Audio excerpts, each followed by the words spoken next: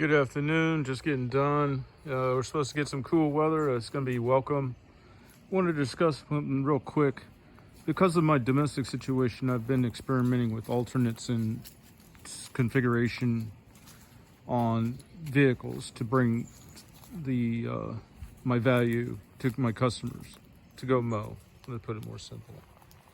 And one of the things that's come up is fuel prices and things like that, and maintenance costs has got me leaning away from the Dodge potentially.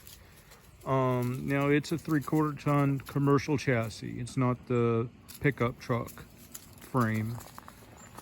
Difference there is in that time frame, that was the only way you could get the Isin transmission, which the Dodges are problematic with that.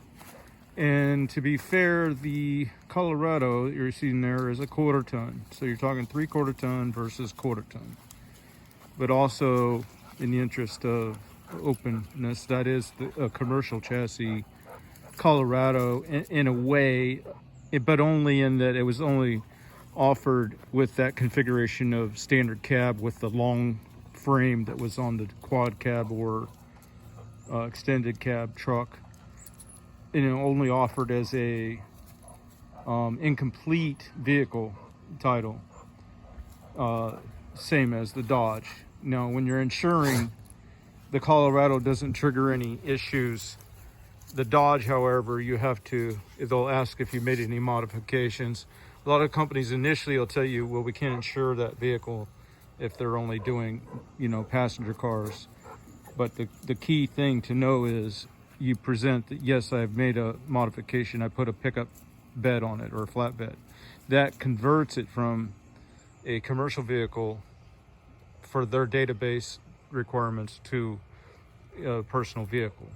So, and they've never asked about whether I've downgraded weight restrictions or anything on my title or anything like that.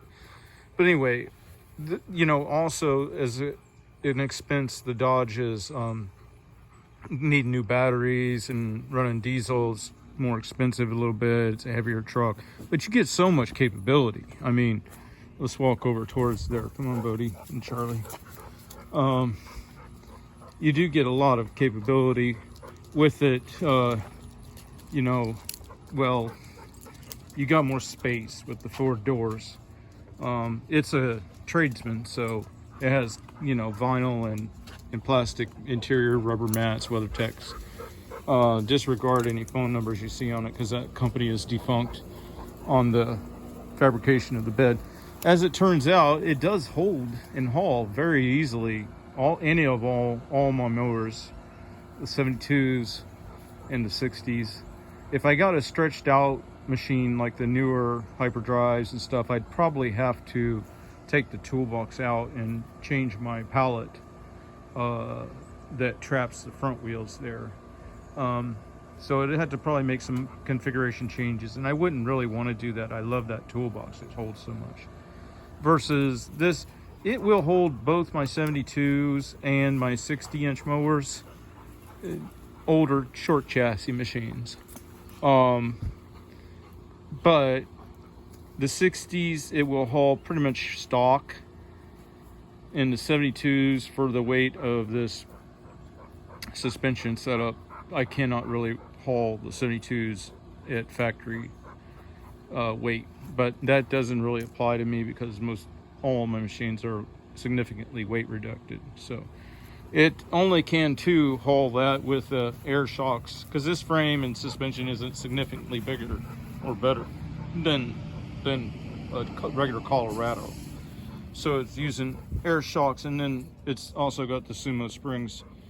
And the Sumo springs are basically like a glorified, you can kind of see them in there. And the bottom piece that you see that's smooth, I can't really get you good shots. I'm holding the dogs. The riffled part up there is the Sumo spring, if you guys can make it out. I can't really get a better shot than that without these boys running away. So anyway, the Sumo springs are what keeps it from bottoming out on bumps and stuff with this weight. And the air shocks, they help too, but mostly I'm riding on the Sumos So they're both good trucks. This truck, 430,000 miles. I paid $2,000 for it, but it had brand new tires on it when I got it, and I took those tires and wheels off and put it on another Colorado, and they were $600 value. So I paid basically $1,400 for this truck. It has ice cold air, it runs out great. And when I bought it, to be fair, it did have 360,000 miles, I think, on it, and it was a parts runner truck. It ran parts. It had an aluminum bed on it. It ran parts all over the state, up and down the interstate. So that's why it's stacked up on miles. And it was actually in pretty good condition when I got it. But anyway, the truck owes me nothing. Now the Dodge, different story, But like I said, it has so much capability. I could pull my Bobcat. The rear hitch, the bumper hitch, is rated for 5,000 pounds tongue weight, and I don't know how much towing. And the cradle for the gooseneck and or ball hitch, or gooseneck or fifth wheel kingpin. Yeah, I think it'd pull anything. You could put anything on it, really. Studded, deleted, 6.7 Cummins. Great truck, really. And the nice thing too, when you're out lawn service, is it's got a ready-made place to take a leak, and you can open back door, front door, and have an older, used coffee can and piss right there, and on you go, without having to find bushes and shrubs and stuff, because there it's obvious what you're doing. Everybody sees you drive a mower over to a naturescape area and stand there with your back to them. They whereas at the truck, they don't know if you're getting coffee or what you're doing. So that's kind of nice. And the space, because if you carry the big backpack blower and stuff like that. So that's enough on truck talk. And I just want to touch briefly on another subject matter, and that is cut height. One of the things that comes up in the summertime especially is cinch bugs. And what the scenario is with cinch bugs is the settled science says that they like drought. But I think it's a two-step process, in that the drought causes the microorganisms to go in the soil to be less active. And it comes down to a nitrogen situation, where it's the imbalance of nitrogen caused by the inactivity of the microorganisms in the soil that causes the cinch bugs to get really bad, I think, in the heat of the summer. Now you can prevent that, and you can protect your microorganisms in the soil with the taller cut, because it's a competition for resources type scenario. The microorganisms like the nitrogen too, and there's in abundance, so they balance it out when they use the nitrogen, and it's not over nitrogenated, so you don't get the cinch bugs. So I think it's more of a nitrogen thing than a moisture thing,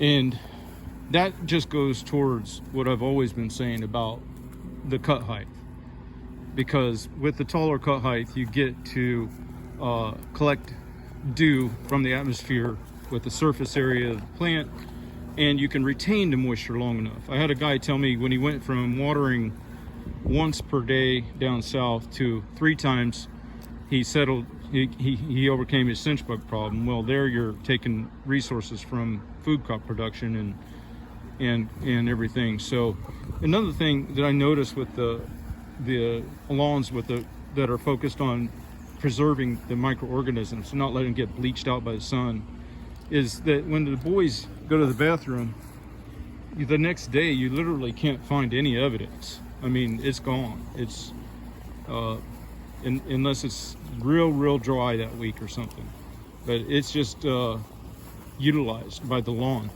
So all right, well, hopefully some of this information helps people make decisions that'll forward them down the line on the best way to manage their lawn and or set up their rigs. Now mine is a special circumstance. I just don't have the parking for it here, but I do have trailers. They're just not located here. All right, y'all have a good day.